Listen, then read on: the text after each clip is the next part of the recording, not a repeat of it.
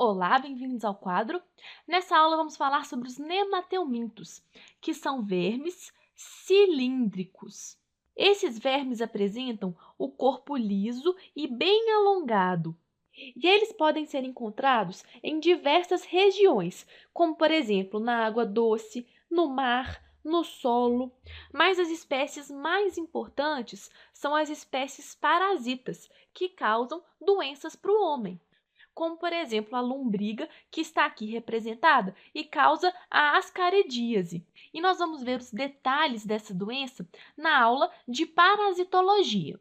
E como características dos nemateumintos, nós podemos falar que eles são animais triblásticos, e isso significa que eles apresentam 3 folhetos embrionários, o ectoderma, mesoderma e endoderma. Além disso, apresentam simetria bilateral, como nós já vimos nos plateumitos, e são animais pseudocelomados. Isso significa que eles apresentam uma cavidade, que é o pseudoceloma. E nós já vimos que essa cavidade é cheia de líquido, e ela é muito importante, porque ela proporciona proteção e espaço para o crescimento dos órgãos, funciona como um esqueleto hidrostático e também possibilita o transporte de várias substâncias através da difusão. Se você ainda tem alguma dúvida sobre as cavidades corporais, volte nas nossas aulas específicas. E nessa aula eu quero mostrar também os sistemas fisiológicos que fazem parte dos nemateumintos. Esses animais são os primeiros a apresentarem um sistema digestório completo. Isso significa que eles apresentam uma boca, uma faringe, um intestino que termina no ânus. A presença da boca e do ânus é uma grande novidade evolutiva, porque agora o alimento vai percorrer em uma única direção. E para continuar falando sobre as características, quero agora que você imagine essa lombriga em um corte transversal. Então, vamos desenhar aqui este corte. Bom, a parede do corpo das lombrigas e dos nemateumintos em geral é revestida externamente pela epiderme. E essa epiderme pode ainda ser revestida por uma cutícula protetora, rica em proteínas. Essa cutícula é muito importante para a proteção desses vermes, principalmente dos que são parasitas. Então, nós temos aqui uma cutícula protetora.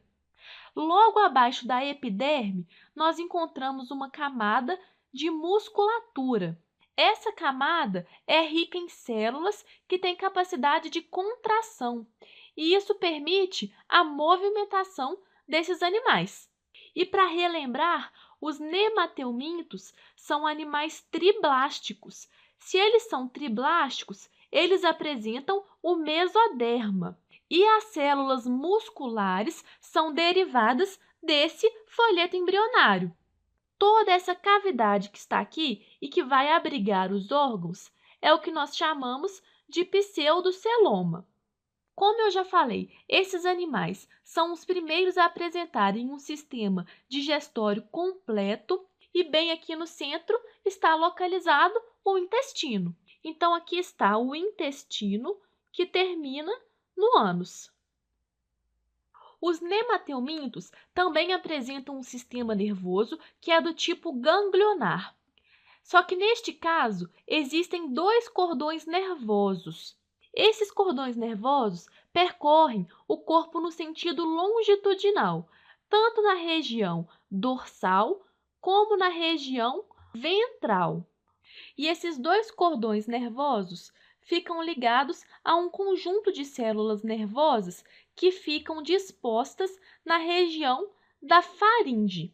Além disso, eles possuem também estruturas especiais que são chamadas de renetes. Os renetes são estruturas excretoras e eles fazem a excreção principalmente de íons.